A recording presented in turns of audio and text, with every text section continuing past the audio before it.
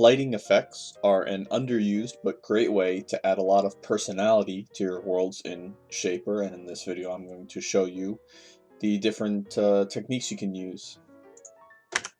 Every room has a light source, direction, and a light color, and these affect 3D objects in the room, either if they're renderware models or articulated avatars. So you can change the light source direction as a 3D point, and that's the direction that the light will be pointing. For example, if I do 0, 0, -1, that's the Z direction going down, so you see the light comes from the top down, and I can reverse that. It comes from the bottom up. And you can do any combination of directions to make the light shine as you see appropriate for your world. Next is the light color. It defaults to bright white, but you can change it to any RGB value. For instance, if I want the light in the world to be dimmer, I could just reduce it to 100, 100, 100, and it gets darker, and the lower, the darker 3D objects and models will be affected by the light. So if you wanted to dim the lights or something, this is the best way to do it to the 3D objects. And you can also change the light color, like any RGB color. You can make it red, green, or any combination of colors. So say I wanted to trigger something that makes the lights change. Well, so for the light color, we would put a set color action into the room and make it target the light color and set to whatever we want it to be. And then for the light direction, we would use a set 3D point action, add that to the room. Property name target light source direction. Create that and set it to, let's say, 0, 0, -1. And then we can add a trigger, so we can add a click to the ball and then have the click target, set color, and set 3D point. And then when we click the ball, the lighting takes effect.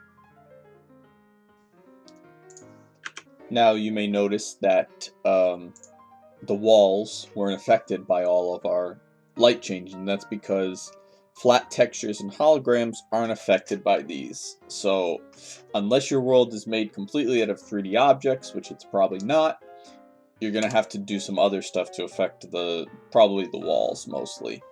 So you can see I'm in the hologram and then the material subtree of the hologram properties, and you can see that there's three things: the ambient reflection coefficient, diffuse, and specular.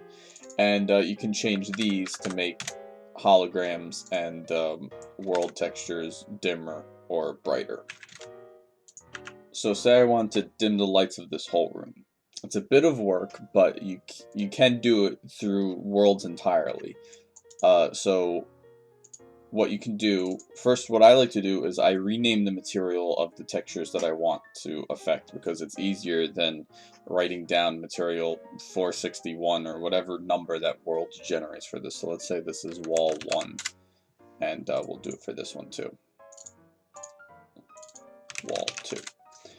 And so for each of these walls, we're going to use a set float action on them.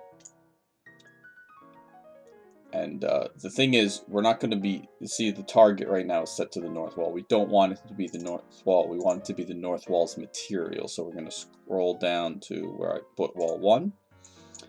And then it's going to let us select the properties. So we're going to click ambient reflection coefficient.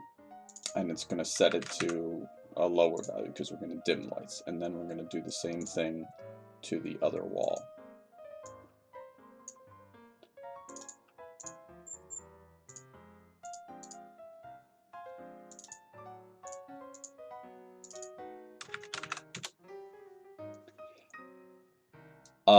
And then another fun thing you can do is you can set a duration in the set float action. So let's make one of them slower. So we're going to make it 3 seconds. Then, let's do an easy trigger. We'll put a click on the penguin here, and we will target to set float actions. And you can rename the set float actions to make things easier. Then when we click the penguin, that one turns instantly dark, and the other one, oh, I forgot to change the set to value. So this is, we want it to be this, and we'll just use trigger now, and you see it slowly gets darker. So I have two examples of times I use this in my worlds. The first is my Ground Zero Auditorium. By clicking the disco ball, you see that the whole room dims, and there's a lot of walls here, especially around the portal. Around every portal there has to be surrounding walls, so it was a lot of work to add actions to each and every one of those, but you can see the effect is worth the trouble because you're able to raise and dim the lights with a click. The next was my movie theater world, where I used a couple of techniques. First, when the movie is off, the light is coming from the ceiling down, but when the movie starts, the light source direction changes from the screen, so you see that there's a highlight on the balconies here. But these parts, the fences, are not 3D objects. These are flat textures. So what I did with this is the one closest to the screen has a higher coefficient, and then as it goes around the corner, the coefficients get lower until it's dimmer. Now I'm going to go over some alternative options. Here's one that you should never do, and this is what I did before I learned about how you can change the material lighting coefficients. Is when I click this, it hides all of the light materials and shows all of the dark materials. And the problem with this is that you have to put in twice as many actions. You have to put a hide and show on every light and every dark material, and you have to load twice as many textures. And it doesn't even look as good, so I cannot recommend against doing it this way enough. Here's an example that's not mine. I believe this is Jet's Halloween room. So the way this one works is that when you click the light switch, it teleports you into a completely different room with all the lights turned down. The textures are dimmer, and all these props are in place. But the problem with doing it this way is that it actually, for one, it moves the person around. So if like there's other people there, they'll just suddenly disappear, and you still have to load things twice. Maybe it'll be cached, but I still think that changing the ambient reflection coefficients in place is the better way to do it.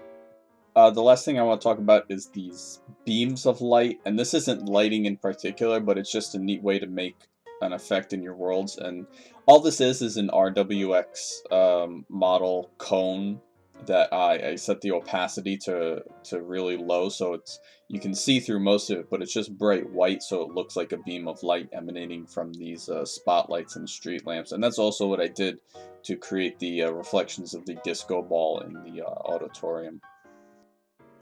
And I'll end here with a sneak preview of a world in progress that I'm working on to show you the really cool effects you can get if you use these sorts of lighting effects.